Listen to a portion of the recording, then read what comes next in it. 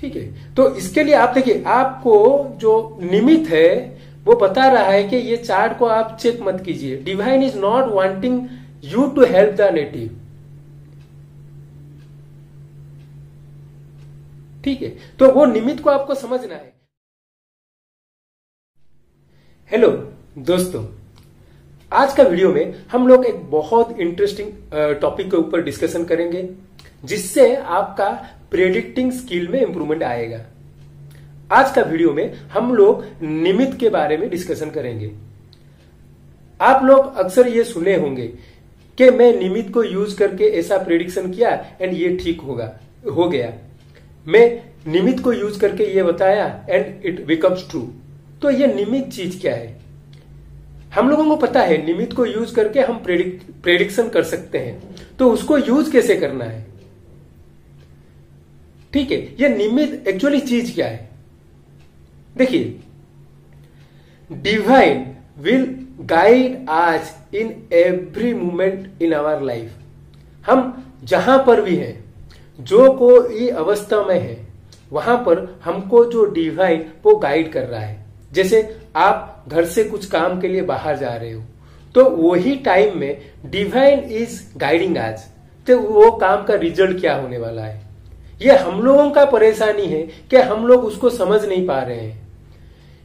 उसी तरह आप अगर एक ज्योतिष हो, आपके पास एक क्लाइंट आ रहा है with certain amount of karma, तो divine is guiding us because we are jyotish. ठीक है, इसलिए डिवाइन इज गाइडिंग अस। तो वो लोग कैसा, वो जो नेटिव आ रहा है आपके पास, वो कौन सा कर्म लेके आ रहा है, उसका रिजल्ट क्या होने वाला है। तो इसके लिए divine is guiding us. We are not able to understand the divinity, we are not able to understand the nimitta. तो निमित्त का यही मतलब है, the surrounding around you which is guiding you, which is hinting you regarding a particular question, that is निमित्त। तो ये हो गया निमित्त की बात। तो नेक्स्ट क्वेश्चन है कि हम निमित्त को क्यों नहीं समझ पा रहे हैं। देखिए, निमित्त को समझने के लिए आपका माइंड यूज हो रहा है। मैं जैसे आपको बता रहा हूं, divine is guiding you, surrounding is helping you. तो ये जो सराउंडिंग आपको हेल्प कर रहा है, ये कौन देख रहा है? आपका माइंड देख रहा है थ्रू योर सेंस ऑर्गन्स। ठीक है, तो माइंड हम लोगों का ये स्टेज में नहीं है जो उसको समझ पा रहा है। तो हमारा माइंड कौन सा स्टेज में है? हम लोगों का माइंड आप देखो रिफ्लेक्टिंग स्टेज में है। हम लोगों का माइंड को जो मिलता है वो उसको रिफ्लेक्ट कर देता है। तो ये जो निमित्त को समझने के लिए हमारा माइंड को कौन सा स्टेज को जाना है? हमारा माइंड को निमित्त को समझने के लिए ये रिफ्लेक्टिंग स्टेज से रिसीविंग स्टेज में जाना है। देखिए, रिफ्लेक्टिंग का मतलब है, जैसे कि मान लीजिए आपको अगर कोई बोलता है ये काम करो, तो इमीडिएटली हम पूछते हैं कि ये काम क्यों हम करें। That is a kind of reflecting nature. Someone is giving you and you are bouncing back. That is reflecting nature. Receiving का मतलब क्या है? अगर कोई बोलता है ये काम करो, आप सोचते हो चलो ये चीज क्यों बोल रहा है, आप उसको समझने की कोशिश कर रहे हैं। बट रिफ्लेक्टिंग में आप just you are reflecting, you are bouncing back. That is reflecting nature. तो रिसीविंग में क्या है ना, रिसीविंग में you are just accepting that. जो आपको जो देता है you are just accepting that and you are thinking why this person is telling me like this. That is receiving nature, not reflecting nature. तो निमित्त को समझने के लिए पहला जो चीज हम लोगों को करना है, हमारा माइंड का जो रिफ्लेक्टिंग नेचर है उसको चेंज करके रिसीविंग नेचर में लेना है। तो ये बोलने में बहुत आसान है, मैं आपको बता दिया। तो रिफ्लेक्ट से रिसीविंग करना है, ये कैसे करना है आपको ही करना है। इसके लिए आप देखिए, आप गुरु के पास जाओगे, he will guide you, but the ultimate thing is that you need to do this, otherwise you will not understand the nimitta. आपको ही करना है। दुनिया में आपके अलावा कोई ऐसा नहीं है जो आपको वो निमित्त कैसे समझते हैं वो सिखा पाएगा। वो आपको ही करना है। वो कैसे करेंगे? तो उसका पहला स्टेज है जो you need to cool down your mind. जब तक आप माइंड को कूल डाउन नहीं करोगे आप निमित्त को समझ नहीं पाओगे। अगर आपका माइंड बहुत ही हाइपर एक्टिव रहेगा, it will try to reflect, वो रिसीव नहीं करेगा। अगर आपका माइंड कूल डाउन हो गया then you try tend to receive. तो वो कूल डाउन का प्रोसेस क्या है? You need to do meditation. इसके लिए बोला जाता है हर ज्योतिष को जरूर मेडिटेशन करना है। तो मेडिटेशन आप कब करोगे? आप देखिए, मेडिटेशन का सबसे अच्छा टाइम है ब्रह्म मुहूर्त। तो उसका रीजन क्या है?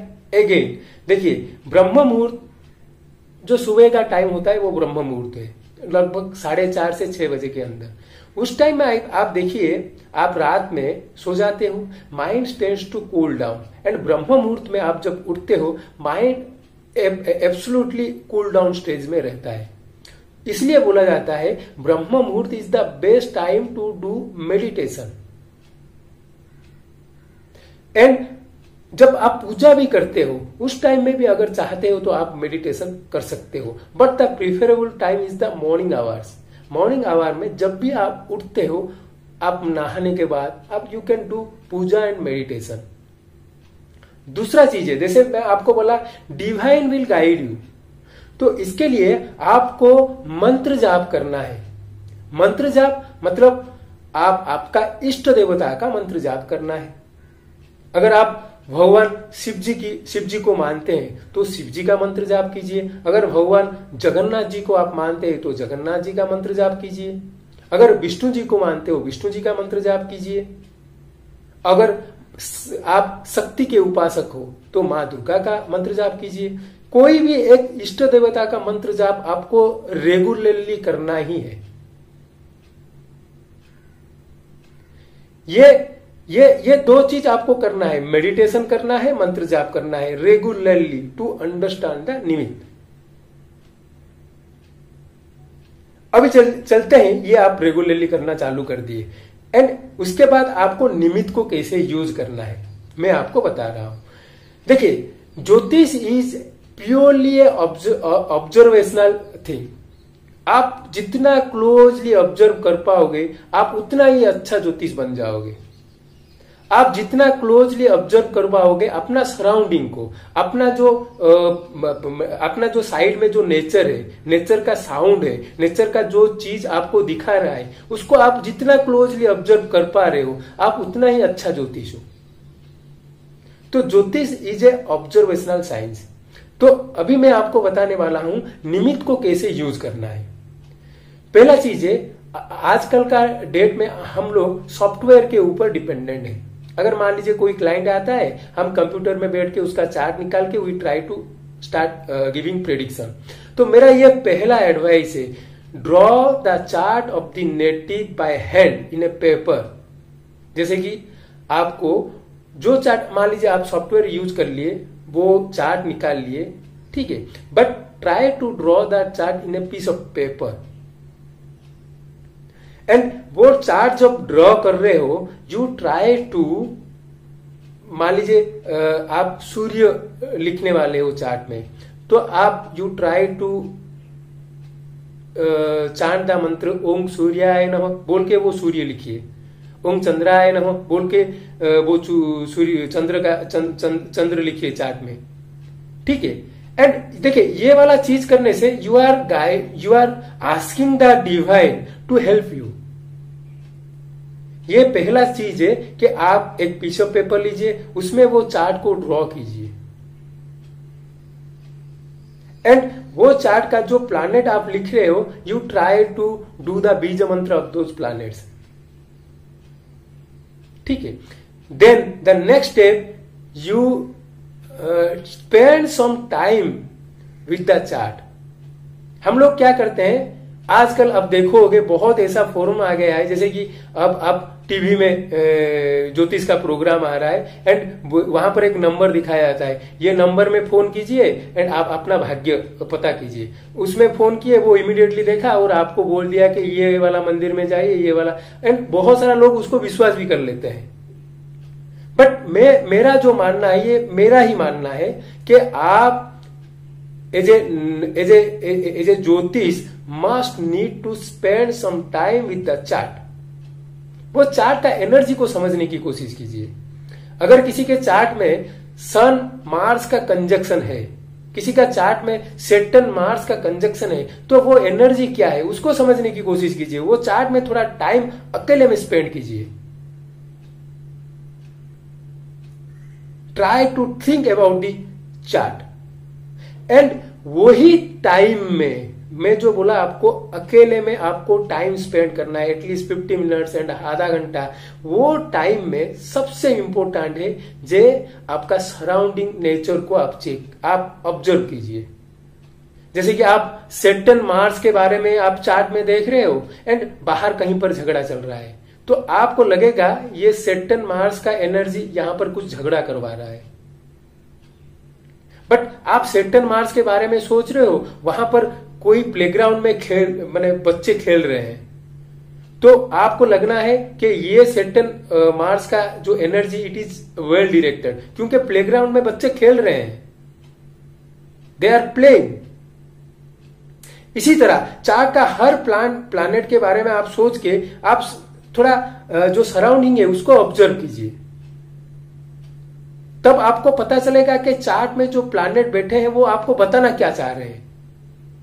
जब तक आप उसको ऑब्जर्व नहीं कर पाओगे, आप देखिए ज्योतिष में डिवाइनिटी जरूर होता है, ज्योतिष में डिवाइनिटी जरूर होता है। आप कितना पढ़ाई कर लो, कितना मंत्र जाप कर लो, अगर वो डिवाइन हेल्प नहीं करने वाला कर रहा है, then you can not be a good jyotish. आपको बहुत सारा ज्ञान है, ज्योतिष के बारे में बहुत सारा ज्ञान है, बट आपको वो डिवाइनिटी चाहिए प्रेडिक्शन के लिए, आपको डिवाइनिटी चाहिए वो नेटिव को हेल्प करने के लिए। मैं आपको एक इंसिडेंट बताता हूं। मैं एक पर्टिकुलर नेटिव मेरे पास अप्रोच किया कि मेरा चार्ट चेक कर लो, एंड इंसिडेंटली जब भी मैं चार्ट वो ओपन कर रहा था, कुछ ना कुछ काम आ जाता था, कहीं से फोन आता था and I have to rush. ठीक है, जब भी मैं लगभग 5 कंसेक्यूटिव डेज मैं वो चार्ट को जब भी ओपन किया तो इमीडिएटली मेरे को एक फोन कॉल आ गया, नहीं तो कोई बुला लिया कोई अर्जेंट काम के लिए, and I am not able to read that chart. तो फाइनल डे में मैं सिट डाउन हो गया, कुल्ली सोचा जे divine is not wanting me to guide the native. ठीक है, तो इसके लिए आप देखिए, आपको जो निमित्त है वो बता रहा है कि ये चार्ट को आप चेक मत कीजिए, divine is not wanting you to help the native. ठीक है, तो वो निमित्त को आपको समझना है। तो उसके लिए मैं क्या किया, वो नेटिव को बताया, look I am as I am opening your chart, I am getting distracted, so you do this mantra for regularly for 3 months। And वो मंत्रा में सजेस्ट किया था नमः शिवाय।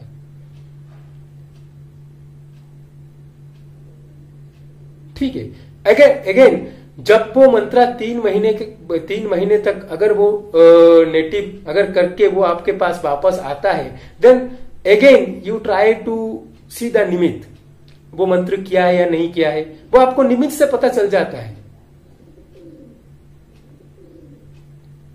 अब देखिए, बहुत ही इंटरेस्टिंग कंसेप्ट है। आप एक चार्ट ला रहे हो, वो कौन सा कर्मा लेके आ रहा है आपके पास, as a jyotish you need to have some technique to know what is the kind of karma the person is coming with you.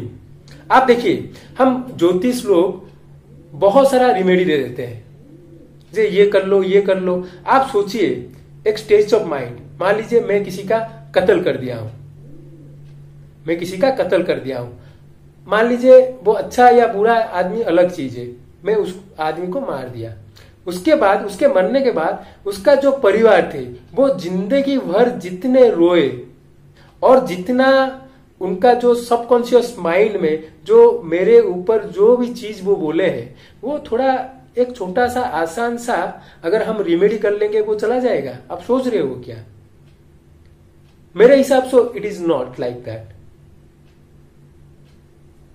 तो इसीलिए as a jyotish we must know some technique to know what is the karma is the person is coming with. अगर जैसे मान लीजिए आग लगा है, वहां पर आप हाथ मारोगे तो आपका हाथ जलेगा, ये पक्की चीज है। आप देखिए ना, आग लगा हुआ है, आप हेल्प करने की कोशिश कर रहे हो, तो वो पर्सन बचेगा या मरेगा अलग चीज है, बट आपका हाथ पक्का जलेगा। एंड उसके लिए मैं रिमेडी कौन सा दिया ना, नमः शिवाय मंत्र। नमः शिवाय पंचाक्षर शिव मंत्र है जो 5th हाउस को रेक्टिफाई करता है। 5th हाउस पूर्व कर्म का फल है। तो हम वो नेटिव को बताएंगे, डू दिस मंत्र, विजिट लॉर्ड शिव जी टेम्पल,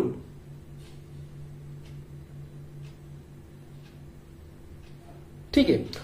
अभी मैं आपको कुछ निमित्त का एग्जाम्पल देता हूं जो आपको हेल्प करेंगे, आपको थोड़ा गाइड करेंगे। मान लीजिए आप कोई चार्ट देख रहे हो, उसी टाइम में कोई आके आपको बुलाया, नहीं तो एक फोन कॉल आया, तो try to use that name. अगर कोई आया है आपके रूम में, जो रूम में बैठ के आप ज्योतिष कर रहे हो, तो उसका कौन सा कलर का ड्रेस पहना है उसको यूज कीजिए।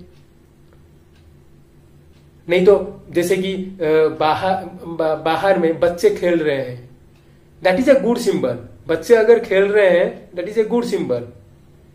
अगर मान लीजिए प्रश्न चार्ट आप बना के बैठे हो, एक काम होगा या नहीं, बाहर बच्चे खेल रहे हैं, तो आप बोल दीजिए होने वाला है। तो निमित्त में भी कुछ गुड निमित्त है, गुड बैड निमित्त है। स्टैंडर्ड आप निमित्त का कोई बुक लोगे तो उसमें मिल जाएगा। मैं आपको बता रहा हूं कि आपको चार्ट देखने के टाइम में कैसे यूज करना है।